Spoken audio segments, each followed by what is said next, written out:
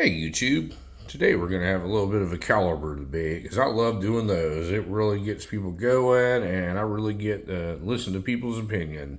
So what we got here in front of us, we have an FN57 and we have a North American Arms 22 Magnum. And before we go any further, I'm going to show you that these are not loaded and we are safe to make this video. We are still running perfect and not hurting anybody by showing off firearms on YouTube. See, nothing in that thing. Okay, so what we have here, this is a North American Arms miniature revolver, and it is chambered in 22 Magnum. It's just a stainless steel miniature single action only revolver. As you can see, single action. There is no double action capability with this thing. And this one here is outfitted with one of the folding holster slash grips on it. So this thing will fold up and fit in the palm of your hands. It's a pretty neat little thing. You can use it like as a pocket gun or mainly just a novelty. It really doesn't have any practical use because I believe if you were in a self-defense situation, this thing is probably going to be the last thing that I would go after because of all the steps and the reliability and how small it is. There's just a lot better options with smaller stuff. But very neat gun. I do not dislike it. If I disliked it, I would not own it. But pretty neat little gun here. And the other one we have here, this is an FN. This is the 5.7. And this thing will hold 20 rounds of 5.7 by 28 ammunition. Semi-automatic, hammer-fed pistol. Now, this thing is super light, and it holds a lot of rounds in it. Now, why are we making this video? This weekend, I went to the range, and a guy happened to have an FN57 that was just like this one. He was shooting it. He was minding his own business. And the gentleman next to him asked him, what is it you're shooting there? Trying to make small talk with the guy. He says, I have an FN57. He goes, well, that was a waste of money. That's an overpriced 22 Magnum. Well, folks, I've seen this a lot, and that's why I'm going to have this discussion with you. What we have here in front of us, we have, and on the right here, I have a 5.7 by 28 cartridge, and on the left I have a 22 Magnum cartridge. They're both 40 grain, so the guy is correct. They shoot the same exact size bullet. It's not the same exact size diameter, but about the weight bullet, they're about the same.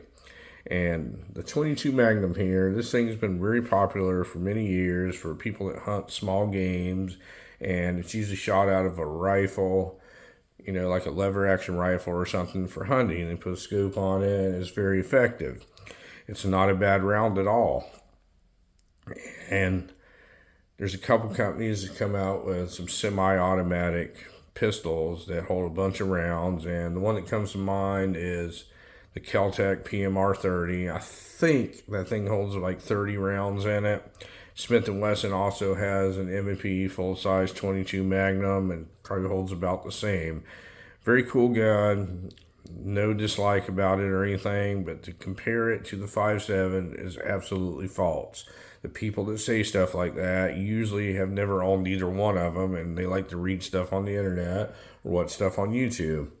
Now, the 5.7 cartridge, it's a bottleneck down, and it's a center fired cartridge. It's not rim fired, so it's going to 100% be a lot more reliable. And the bottleneck is for feeding purposes. It feeds like a rifle, so you're not going to have any reliability issues. Now, if you want to compare apples to apples, both of these are pistols, and this one's a small pistol. But people that say that the rounds are very similar, they're absolutely wrong. This 22 Magnum here, when fired out of a 4-inch barrel on a pistol, you can expect to get about 1,300 feet per second.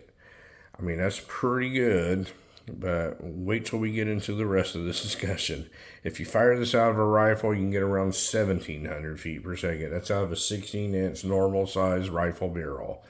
So it's buzzing along pretty good. Now, the amount of energy produced by this, when it's fired out of a rifle, out of a 16-inch rifle, and you're moving 1,700 feet per second, give or take, you can expect to have about 200 foot-pounds of energy felt upon impact. So not super impressive, but nothing to ignore either. So it's a very effective round. It'll do real well with small game hunting and stuff like that. This, on the other hand, is a different animal, folks. This 5.7, this is just a regular 40 grain range ammo right here. And if this is fired out of a 4-inch pistol barrel, you can expect to get about 1,750 to 1,800 feet per second out of that. And that's pretty impressive to be carrying around a pistol that has that type of velocity and carries 20 rounds in a magazine and will do 1,700 to 1,800 feet per second. Now, you put this into a rifled barrel, and that's where it gets real fun, folks. You're looking at about 21 to 2,200 feet per second out of this little guy here. Center fire, bottleneck, 40 grain, 1,800 feet per second out of a pistol, 2,200 out of a rifle.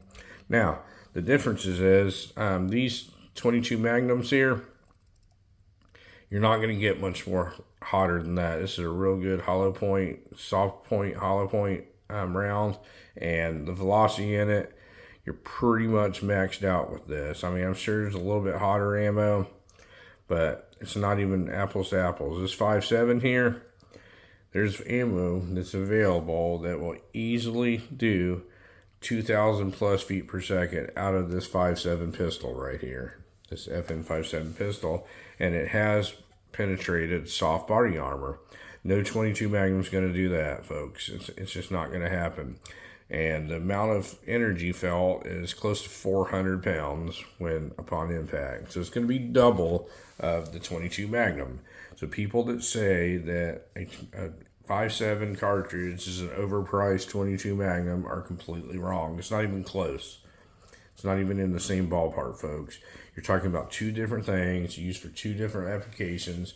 This 5.7 was developed in the 90s during the Cold War era, and NATO wanted to replace the 9mm.